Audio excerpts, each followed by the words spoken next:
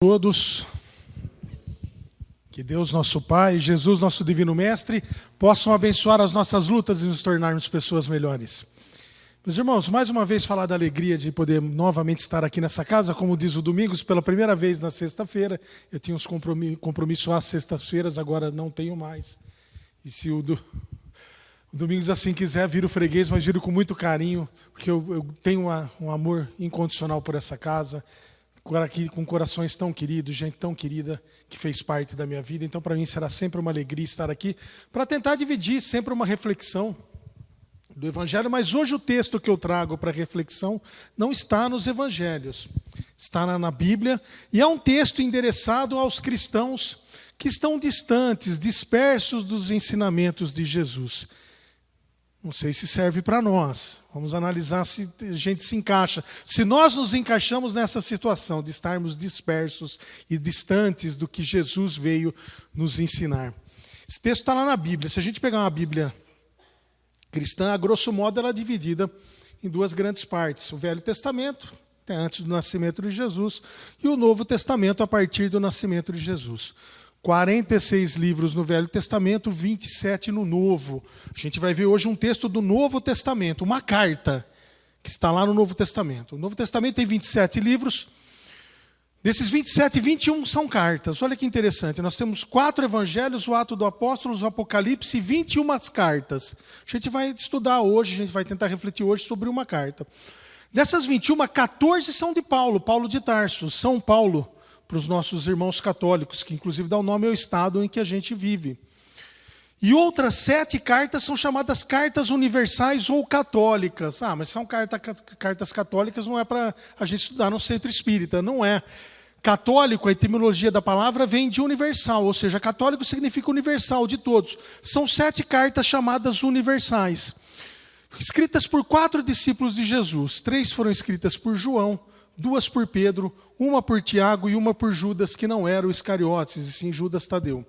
Nós vamos estudar hoje aqui, tentar refletir um pouquinho sobre a carta de Tiago, que é um texto que trata de questões práticas e pragmáticas do nosso dia a dia como cristão, como a gente tem que se portar diante das dificuldades que a vida nos apresenta, que a vida nos oferece, como que nós devemos nos portar como cristãos, aquelas pessoas que realmente incorporam, que praticam, que introjetam os ensinamentos de Jesus. Mas a gente tem que entender que Tiago é esse que escreveu essa carta. Porque no Novo Testamento tem 4 Tiagos. Qual será desses 4 que foi o que escreveu? O primeiro é um discípulo de Jesus chamado de Tiago Maior, filho de Zebedeu e Salomé. Foi um dos grandes colaboradores da doutrina cristã, um dos grandes colaboradores dos ensinamentos de Jesus. Quando Jesus encarna, ele viaja, visita vários lugares e prega realmente os ensinamentos, a palavra do Senhor Jesus Cristo para vários povos. E inclusive é um dos primeiros, se não o primeiro discípulo a morrer depois da encarnação de Jesus, a morrer martirizado. Mas não foi Tiago Maior que escreveu essa carta. Nós temos também um segundo Tiago no Novo Testamento, que é Tiago Menor, que é um outro discípulo de Jesus, filho de Alfeu e de Maria de Cleófas, e muito provavelmente essa carta já é quase um consenso histórico, essa carta que nós vamos estudar hoje, nós vamos tentar refletir, é de Tiago Menor. Existe também um terceiro Tiago, que é chamado de irmão do Senhor, porque no Evangelho de Mateus narra que Jesus tinha irmãos, tinha 4 irmãos e irmãs, então pelo menos 6 irmãos Jesus tinha.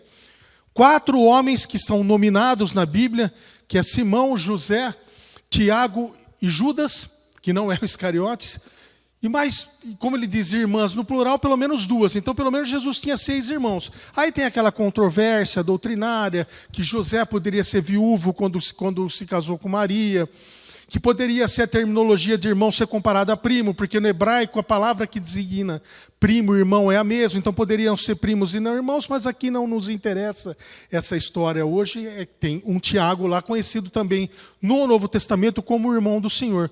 E um quarto Tiago, que é o pai de um discípulo, pai de Judas Tadeu.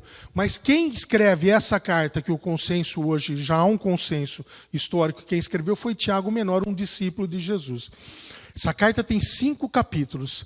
E aí, como eu disse, são questões pragmáticas e práticas para a gente aplicar no nosso dia a dia. Então, é muito interessante a gente estudar isso, porque o Evangelho, apesar dessa carta não estar nos 4 Evangelhos, Tudo que a gente estuda no Evangelho, e essa carta é um resumo, inclusive, dos 4 Evangelhos, tudo que a gente estuda precisa ser aplicado lá fora. Não adianta só vir aqui no centro, eu vou lá no Portal da Luz, toda sexta-feira eu vou lá. Eu assisto uma palestra, eu tomo um passe, no domingo eu vou lá de novo, assisto uma palestra, tomo um passe. E você não pratica no dia a dia. Ou seja, o Evangelho não pode ser apenas um livro de cabeceira, um livro que a gente lê, se encanta, fica deslumbrado com os ensinamentos, com o que a gente lê no Evangelho, mas não deságua na nossa vida lá fora, a gente não pratica. Então nós temos que efetivamente praticar, como dizia Francisco de Assis, vai e prega o Evangelho, se necessário use palavras. Olha que bonito que Francisco de Assis dizia, se você for pregar o Evangelho, vai lá, prega, se precisar usa palavras, ou seja, é na conduta, é no exemplo, e não existiu até hoje na história da humanidade um ser que evangelizasse pelo exemplo, pela conduta como Jesus Cristo. Então vamos ver o que Tiago nos fala nesses 5 capítulos. No primeiro capítulo ele vai falar, reforçar a nossa fé diante das provas e das tentações. Será que isso faz parte do nosso dia a dia? Vamos estudar provas e tentações à luz do Consolador prometido, ou seja, à luz da doutrina espírita. O que é uma prova na doutrina espírita? É um obstáculo, uma dificuldade que você precisa vencer, porque essa dificuldade que você vai enfrentar de cabeça erguida vai te tirar de um estágio evolutivo para cá e vai te fazer avançar para lá. Ou seja, a prova é uma dificuldade que te faz progredir espiritualmente. E o Livro dos Espíritos nos diz que, na grande maioria das vezes, as provas são escolhidas por nós, antes de encarnar. Olha que interessante, a gente tem a faculdade de chegar para os benfeitores espirituais e dizer o seguinte, olha, eu quero encarnar, passar essa dificuldade, porque eu venho tropeçando várias e várias encarnações, sou egoísta várias e várias encarnações, eu queria passar uma dificuldade muito grande do ponto de vista material, por exemplo, ou do ponto de vista de saúde, para que eu veja que dinheiro nenhum no mundo vai me ajudar e que eu consiga dar valores a outras coisas quando eu estou encarnado. Então, é uma prova que eu peço, eu venho com essa dificuldade. E é muito interessante, se você pegar a questão 266 do Livro dos Espíritos, o Espírito da Verdade vai dizer, porque Kardec pergunta, mas o Espírito não pode só escolher prova muito fácil, prova tranquila, porque já que eu tenho o direito de escolher, dá uma prova, uma provinha.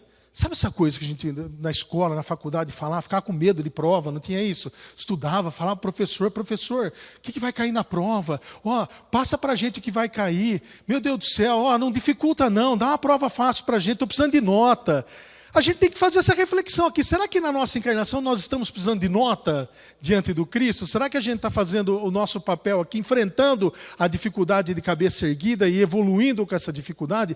Porque na grande maioria das vezes, infelizmente, nós temos o hábito, péssimo hábito inclusive, de quando uma dificuldade aparece na nossa vida, a gente já reclama. E às vezes não tem coisa melhor na vida do que chegar em casa e dar uma baita de uma reclamada. É uma delícia. Você passa um dia inteirinho, passa um dia terrível, nada certo. Não sei se acontece com vocês, se acontece só comigo, mas tem dia na vida da gente que parece que nada dá certo. Que a gente acorda com o pé esquerdo. Passa o dia inteiro, nada dá certo. É uma coisa impressionante. E aí o que a gente faz? Reclama. É uma solução tão... E se for do outro ainda, reclamar do outro, jogar a culpa em alguém, aí fica mais gostoso ainda. Passar um dia terrível, chegar em casa e reclamar da esposa, talvez seja tudo o que eu precise nesse momento. Dar uma reclamada da minha esposa, dos meus filhos, porque eu sou um coitado, como eu sofro, a minha vida é muito difícil, é um sofrimento, mas Deus quis assim. Nossa, você jogar, tá certo que a culpa é nossa, o pessoal fala, né? A culpa é minha, eu coloco em quem eu quiser, mas nas costas de Deus.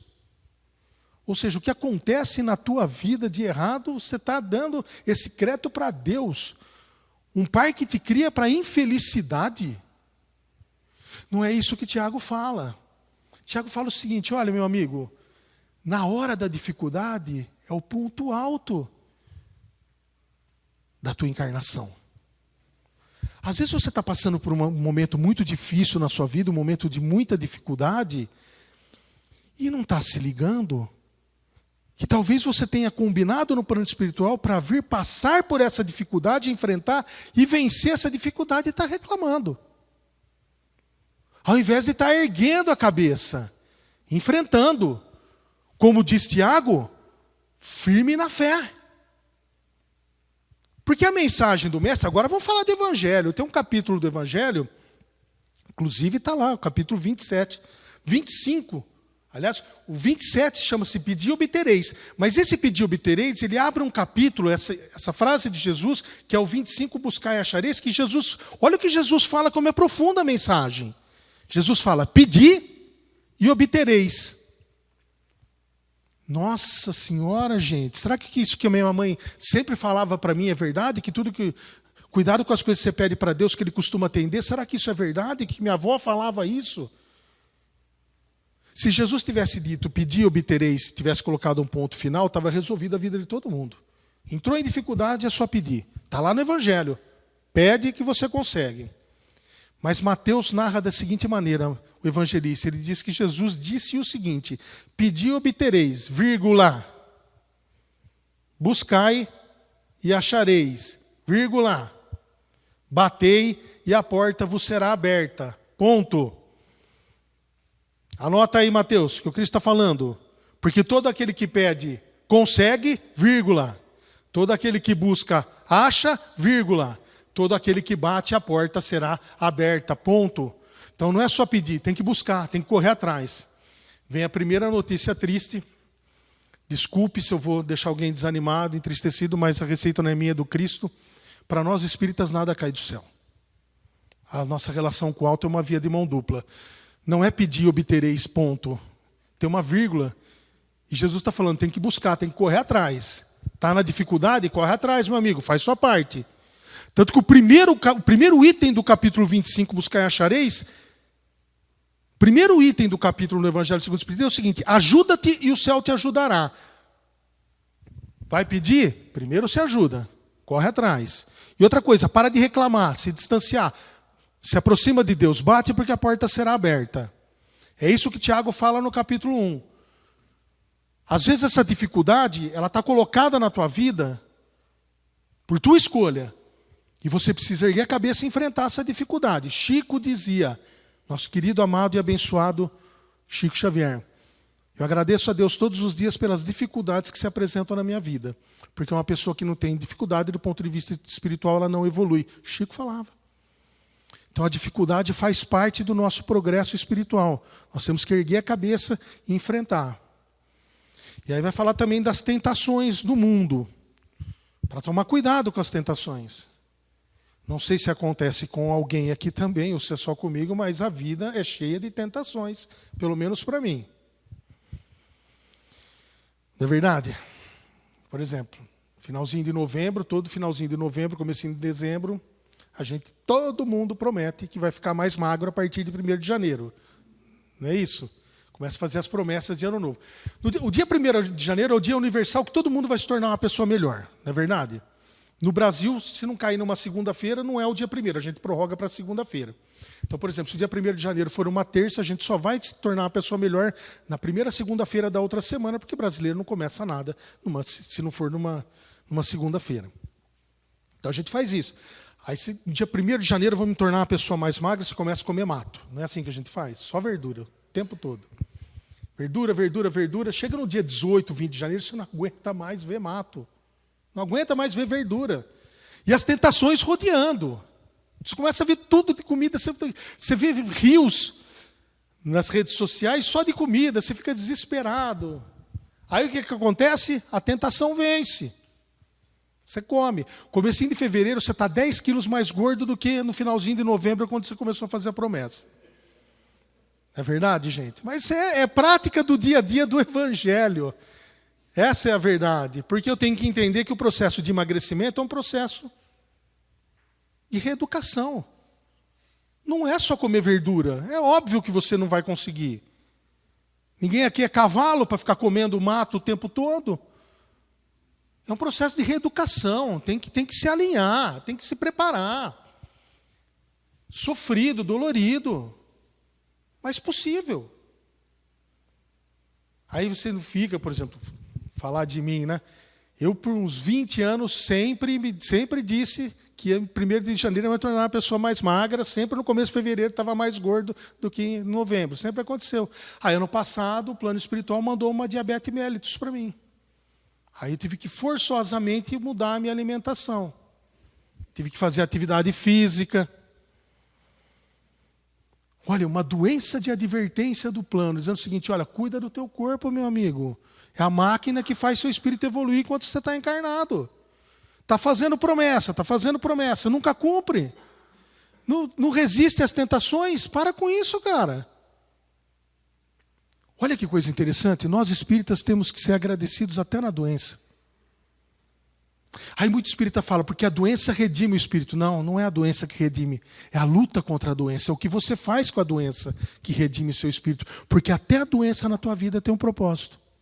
Até a doença.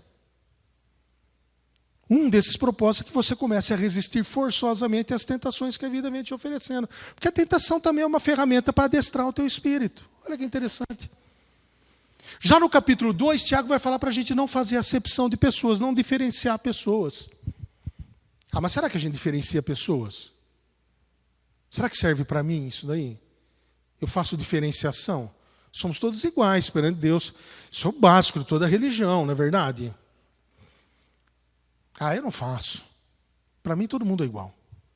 Rico, pobre, preto, branco, amarelo, azul, não. Somos todos iguais. Aí eu tenho que pensar, fazer reflexão honesta, né? Porque Tiago está dizendo justamente isso, né? Inclusive, esse capítulo 2 tem uma frase muito importante de Tiago, que todo mundo pode até se lembrar disso, que Tiago fala que a fé sem obras é morta. Que isso dá até um problema com São Paulo, que é Paulo de Tarso, que Paulo, quando escreve a carta dele aos Romanos, no capítulo 1, lá no versículo 17, Paulo diz que o justo viverá pela fé. E ele foi muito mal interpretado. Inclusive, essa frase de Paulo dá, inclusive, a dissidência de religiões aí. A reforma protestante veio por essa fala de Paulo em relação à justificação pela fé. Ou seja, as pessoas interpretaram o que Paulo dizia, que somente a fé basta. Quando Paulo diz lá, o justo viverá pela fé. Só que Paulo traz, a palavra que ele usa para designar fé vem do grego pistis, que significa crer e agir conforme. Ou seja, não basta apenas acreditar, você também tem que agir. Não adianta só vir no centro, tem que desaguar lá fora. Tem que praticar. Não adianta dizer que é cristão e vir as costas. Porque quando eu falo que eu não diferencio pessoas, tem gente, por exemplo, no semáforo que não faz parte, que estão vendendo coisas no semáforo, estão pedindo dinheiro na rua. Se for fazer uma reflexão honesta, não fazem parte do meu conceito de fraternidade. São pessoas que, se nós formos fazer uma reflexão extremamente honesta, e é isso que o Evangelho nos pede, essas pessoas que estão nas ruas pedindo, são pessoas que a gente quer distância. Se for fazer uma reflexão muito honesta, essas pessoas que estão pedindo nas ruas são pessoas que a gente tem nojo. É sofrido dizer isso? É sofrido. Mas eu tenho que ver se isso realmente encaixa na minha vida. Porque Tiago está falando para quem está distante dos ensinamentos de Jesus. E às vezes eu estou cego para esse tipo de distância. Porque essa carta de Tiago é conhecida como a doutrina de Tiago para a salvação. Olha que interessante. A salvação. Mas que salvação? Nós estamos em perigo? Estamos todos aqui em perigo, precisamos ser salvos?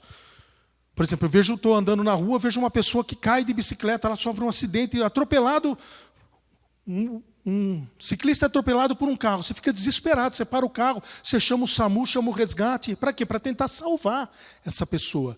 Preservar a vida dela, trazer de volta ela para a vida. Por uma questão de saúde, você fica desesperado. E Tiago vai usar isso aqui, salvar. Será que é esse? Nós estamos em perigo? Vamos lembrar Jesus quando curava alguém no Evangelho. Jesus quando curava alguém, e é muito interessante isso, você não vai ver no Novo Testamento nenhuma linha, você não vai ver no Novo Testamento uma única linha com Jesus dizendo, eu te curei. Nenhuma. Tem em torno de 30 curas narradas no Novo Testamento, e nenhuma delas Jesus diz, eu te curei. Jesus sempre dizia, a tua fé te salvou. E fazia uma advertência, dizia, vá e não peques mais. Ou seja, faz a sua parte, ajuda-te e o céu ajudará. Ou seja, a relação, essa via de mão dupla com o alto. Não é só pedir e obterei, você tem que buscar para achar e tem que bater para a porta ser aberta. Então vamos fazer a nossa parte. Então olha que interessante.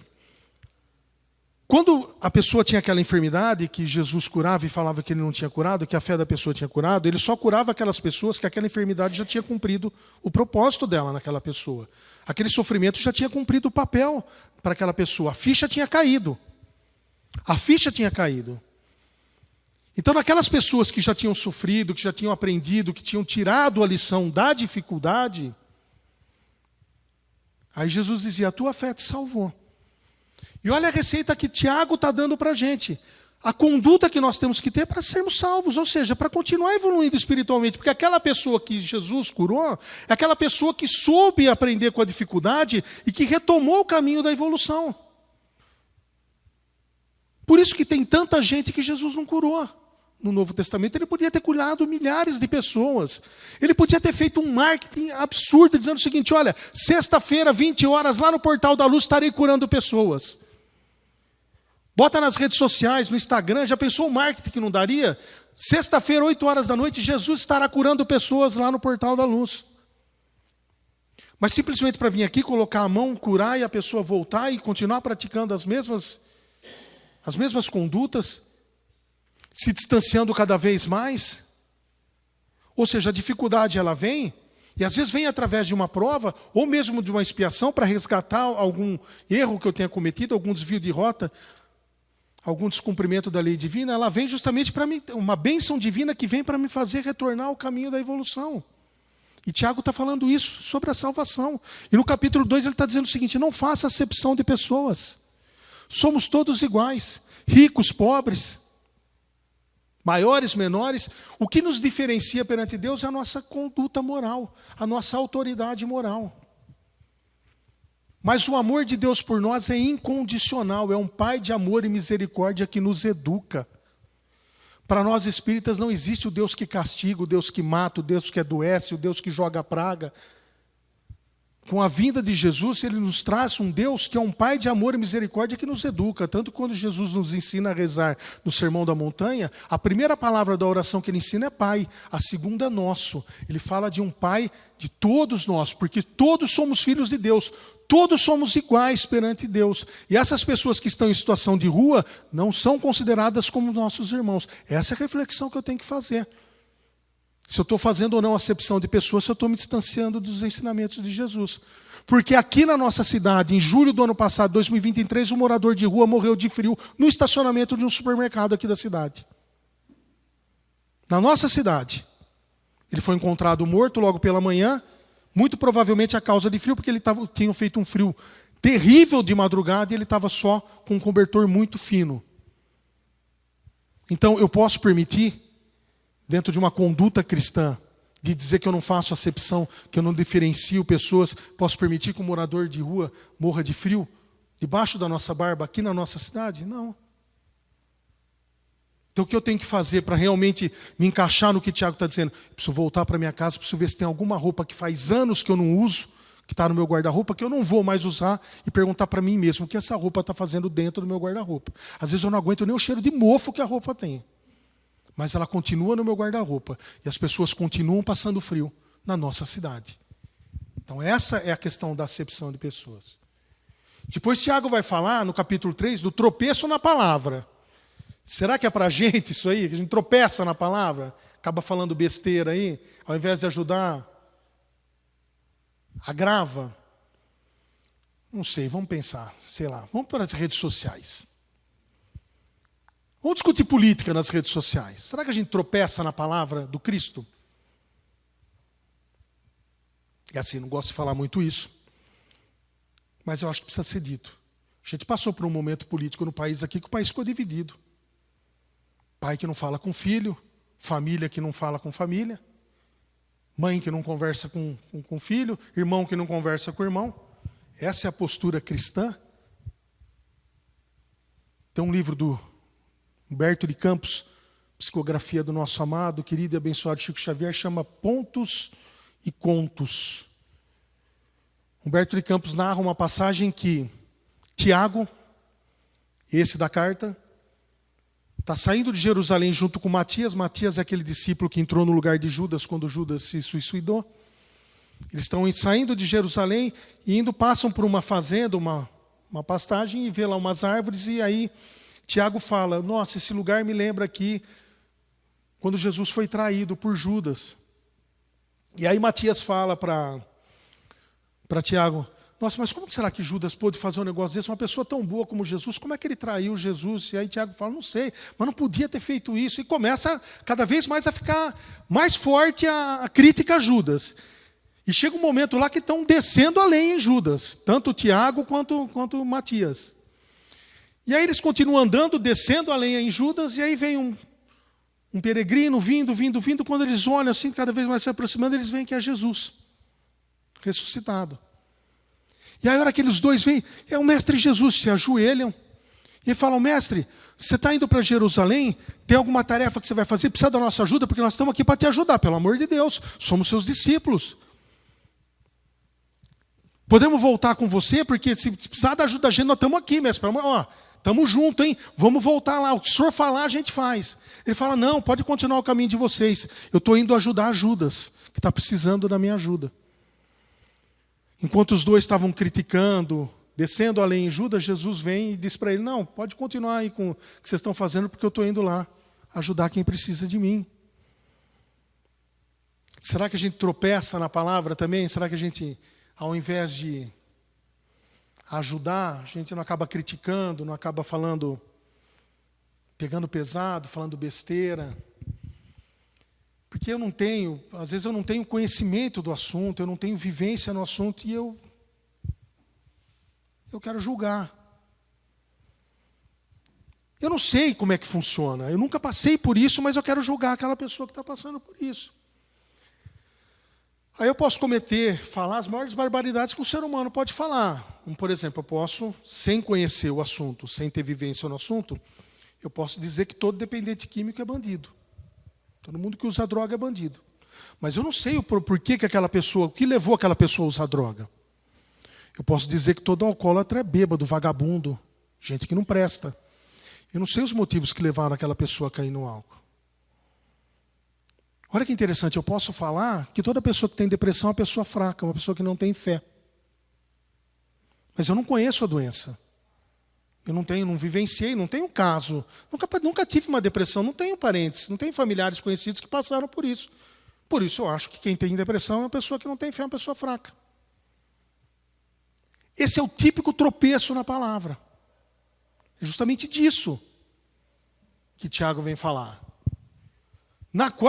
No quarto capítulo, Tiago vem nos dizer sobre a resistência às paixões. Paixões? Meu Deus, sou apaixonado na minha esposa, vou ter que ser resistente a ela? Calma. Vamos entender biblicamente como é que funciona a questão das paixões. As paixões são alavancas que multiplicam as nossas forças para que a gente possa cumprir os desígnios da providência, os desígnios de Deus. Então, olha que interessante, a paixão é uma ferramenta que é nossa aliada para que a gente possa cumprir. O grande problema, que o Espírito da Verdade diz isso a Kardec, na questão 907, 908 do Livro dos Espíritos, é o seguinte, é o excesso do sentimento, o excesso da conduta que leva a uma consequência ruim. Mais do que isso, o Espírito da Verdade diz o seguinte, as paixões são um cavalo que domados é uma ferramenta maravilhosa ao nosso dispor, mas quando você não doma o cavalo e ele que domina, vira um problema enorme na nossa vida. Sei lá, deixa eu pensar se eu tenho paixões na minha vida, deixa eu ver. Pensar um negócio fácil, dinheiro. Será que eu sou? Porque eu sou cristão desmaterializado, eu sou uma pessoa completamente espiritualizada. Esse negócio de dinheiro, para mim, não tem nada disso. Aliás, a doutrina espírita diz, né, que os bens materiais são uma ferramenta de evolução do espírito. Você pode até levar progresso para as pessoas que convivem ao seu lado, para a comunidade que você vive. Você não vai ver nenhuma linha dentro da doutrina espírita condenando você, porque você está querendo ter um carro melhor, procurar ter uma casa própria, um plano de saúde para a sua família, uma educação melhor para os seus filhos, de maneira alguma. O que a doutrina espírita te diz é que você tem que aprender a dividir o que você tem, a não ser mesquinho, a não ser egoísta, a não ter um cobertor dentro do guarda-roupa que eu não uso e não vou usar, uma roupa que eu tenho lá que eu não uso e não vou usar, que eu tenho um sapato dentro do meu guarda-roupa que eu não uso e não vou usar e continua lá. O que o Espiritismo diz é o seguinte, olha, aprenda a dividir o que você tem, não seja mesquinho, egoísta, divide. Então, olha que interessante, o dinheiro também é uma ferramenta de evolução. Tem um propósito. O grande problema é que as pessoas se esquecem do propósito e se encantam com a ferramenta. Se encanta com o dinheiro. Não é verdade? Então eu tenho que ter muito cuidado. Claro que eu tenho que procurar uma vida melhor. Claro que eu tenho. Mas tem que pensar no outro também, que às vezes não tem o mínimo para sobreviver. A última vez que eu vim aqui, relatei um problema que eu passei aqui. Eu conheço uma senhora aqui da Redondeza, que pelo menos há mais de 25 anos, desde que eu me conheço por gente... me conheço por gente há muito mais tempo, né? Mais que 25, mas tudo bem. Mas essa mulher cata lixo, ela trabalha com reciclagem, ela tem uma idade já muito avançada, ela fica com um carrinho de supermercado aqui, nas Redondezas, aqui, ó, perto desse supermercado grande que nós temos aqui. Há mais de 25 anos essa mulher... reciclagem. Aí eu estava num local com a minha esposa, ela entrou nesse local com uma criança que devia ter uns 7, 8 anos, criança extremamente magra, as costelas apareciam. E ela falou assim, eu queria R$5 para eu poder entrar no supermercado e comprar um pão para ele. Eu não vou comprar nada para mim. Eu só queria para comprar um pão para ele, porque hoje, infelizmente, o dia não foi produtivo. É claro que a gente providenciou o pão para ela, tudo o que ela precisava. Aí a minha esposa falou, olha, vamos fazer... A gente já conhece ela, né? Vamos fazer uma cesta lá, vamos pegar tudo que a gente tem em casa, pegar uma ajuda, levar uma cesta para ela. E minha esposa fez um kitzinho para ela, com um shampoo, um condicionador, um cremezinho. Eu falei, Flávia, mas ela não vai usar. Ela falou, não, mas é um carinho para ela, para ela pelo menos ter aquilo, sentir um gesto de carinho. E a gente foi levar. E aí minha esposa, a gente entregou a cesta, minha esposa falou, isso aqui é para a sua família, que vocês estão precisando, mas isso aqui eu queria dar para a senhora. É um shampoo, um condicionador, um cremezinho para a senhora usar. Use isso para a senhora. Ela começou a chorar. Falou, minha filha, nem sei como usa isso. E aí, até que ponto eu vou deixar uma pessoa com uma idade avançada dessa, com uma criança numa situação de miserabilidade como essa, debaixo do meu nariz, e eu estou dizendo que eu sou uma pessoa que sei enfrentar as minhas provas, que resisto às tentações, que não faço a acepção de pessoas. Quer dizer, que o Tiago está dizendo o seguinte, meu amigo, é muito fácil, é só ir lá e ajudar. É só vir aqui no centro, chamar o Domingo, chamar o tio Anédio, a tia Isaura, quem você quer que seja, dizer o seguinte, como eu posso ajudar? Sabe, tem alguma coisa que eu posso fazer? Olha, eu não fiz curso nenhum na casa, mas posso servir água para alguém? Posso ficar ali na porta dando bom dia para quem chega, boa noite para quem chega? Posso distribuir uma mensagem aqui? Tem algum trabalho assistencial que eu possa participar? Tem algo que eu possa fazer para ajudar? Tem alguma visita a asilo, alguma coisa que eu possa ir, que eu possa ajudar vocês?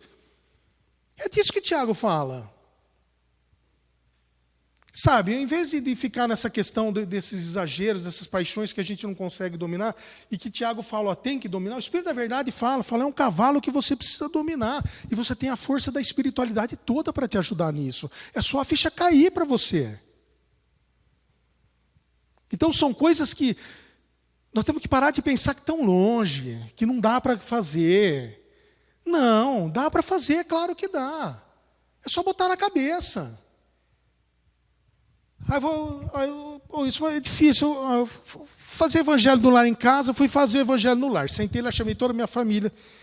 Domingo, 8 horas da noite, marquei o horário lá, vamos fazer o evangelho no lar. O que eu vou fazer? Vamos abrir aleatoriamente. Beleza. Aí fui abrir, caiu no capítulo 12 do Evangelho segundo o Espiritismo. Amai os vossos inimigos. Pô, mas também a espiritualidade não ajuda. Eu fechei o evangelho, foi assim fantástico. Amai os vossos inimigos. E a gente já começa com essa vibe. Não dá para fazer. Cai nesse pessimismo, nessa onda que esse mundo não tem mais jeito, que isso aqui não tem mais jeito, ai que vida difícil, ai como eu sofro, ai mas Deus quis assim, que vida terrível, meu Deus do céu, nada dá certo. Para com esse pessimismo, com esse vitimismo. Está escrito lá, amai os vossos inimigos, olha que interessante. Você leu o capítulo? Kardec vai dizer o seguinte, olha meu amigo, primeiro passo. Qual foi o teu papel na construção desse inimigo?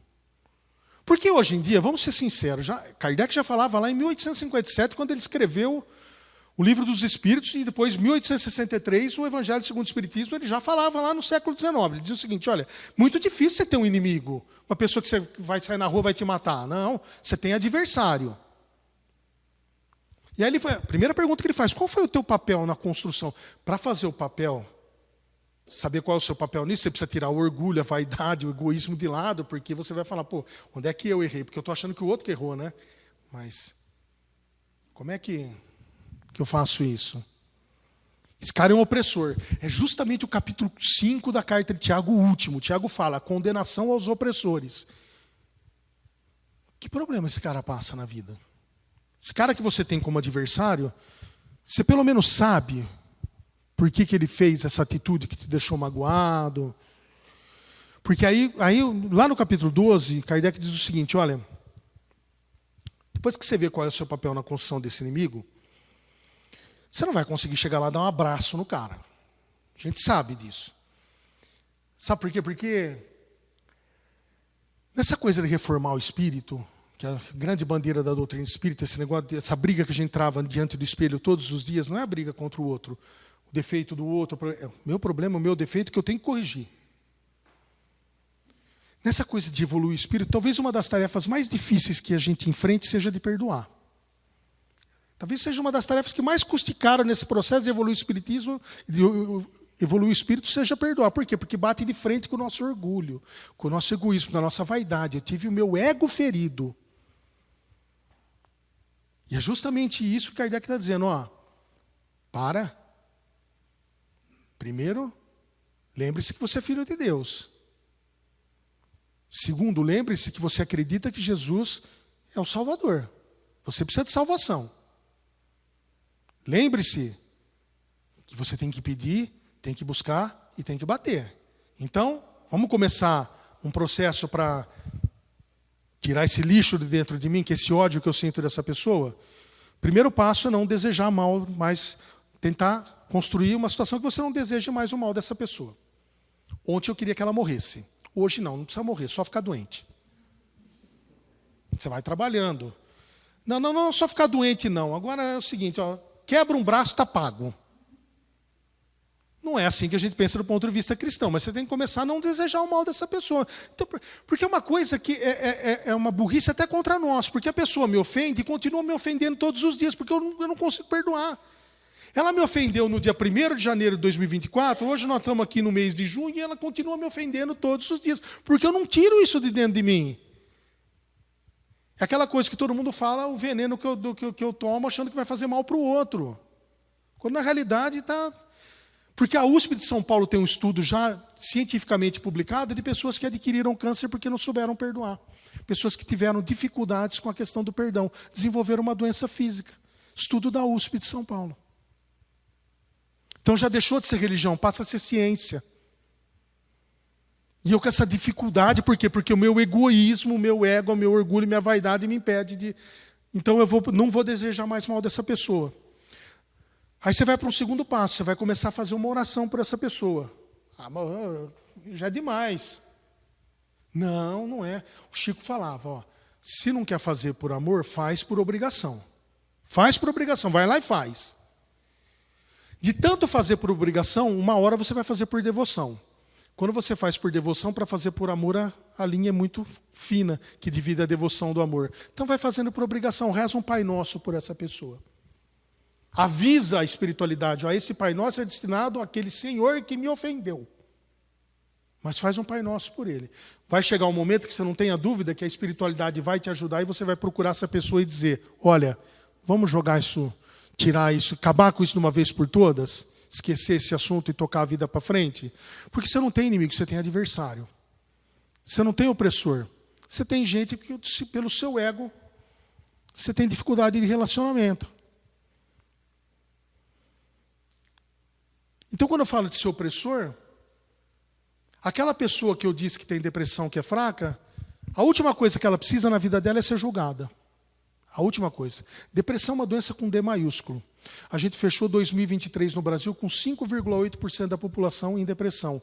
11 milhões e 700 mil brasileiros que remoem o passado, se relacionam negativamente com o presente e projetam um futuro extremamente pessimista. São pessoas que sofrem nos 3 tempos. E elas são julgadas todos os dias. Aquela pessoa precisa de acolhimento. Precisa de alguém que olhe no olho dela e diz o seguinte: nós vamos dividir esse sofrimento. Vamos procurar um médico. Vamos trazer você de novo para a religião, vamos se aproximar de Deus novamente, da religião que ela pertence. Que às vezes eu quero trazer a pessoa para o centro espírita. A pessoa, por exemplo, é evangélica, é católica, vamos lá no Portal da Luz que você será curada da depressão. Não prometa algo que você não vai conseguir cumprir. Essa pessoa precisa de Deus na vida dela, mas às vezes ela precisa do Deus na profissão de fé que ela exerce, ou que ela exercia. Porque religião não te faz melhor nem pior que ninguém. Religião é um instrumento que tem que te mostrar que você está no caminho correto que leva até Deus. Muita gente encontra isso fora da doutrina espírita. Muita gente encontra o caminho correto que leva até Deus no catolicismo, numa igreja evangélica, num terreiro de umbanda. Às vezes muita gente acha um caminho correto de vida sem acreditar em Deus. Tem muito ateu muito melhor que espírita. Em termos de conduta do dia a dia, de amor ao próximo, de honestidade, de caráter, de integridade, de evolução moral. Tem muito ateu que bate em muito espírita, que bate em muito católico, que bate em muito religioso. Então o que essa pessoa precisa é de acolhimento. É chegar para ela e falar: olha, é um momento difícil, nós vamos superar. Vamos correr atrás. Vamos ajudar. Porque quando Jesus dizia: a tua fé te salvou, e a carta de Tiago vem falar de salvação, quando eu estou na frente daquela mulher que eu comentei aqui, quem precisa de salvação sou eu, não é ela. Quem precisa ser curado da cegueira sou eu. Eu estou cego. Eu preciso enxergar onde é que estão as minhas paralisias. Jesus curou paralíticos. Eu posso estar paralítico nos relacionamentos que eu tenho dentro da minha casa, com a minha esposa, com o meu filho, com o meu pai, com a minha mãe. Eu posso estar endemoniado, porque Jesus curou muito endemoniado. Antigamente, na época de Jesus, como não se tinha uma terminologia correta para transtornos mentais, qualquer doença que eles não sabiam qual era a causa e qual era a cura, a pessoa era tida como endemoniada. Jesus curou muita gente com transtornos mentais naquela época. Eu preciso saber quais são os meus demônios para ser curado, para ser salvo, para a minha fé me salvar. Porque do jeito que eu ando, hoje eu estou falando de mim, eu estou muito distante de ouvir o Cristo dizer para mim: a tua fé te salvou. E essa carta de Tiago, que é um manual prático do cristão no dia a dia, que todo mundo devia ler, só pegar lá uma Bíblia Sagrada no Novo Testamento, procurar a carta de Tiago, dá uma lida nos 5 capítulos, você vai ver. É um manual de como ser cristão no dia a dia que a gente precisa para ser salvo. E olha que interessante, não precisa da permissão de ninguém. É uma tarefa que cabe somente a nós.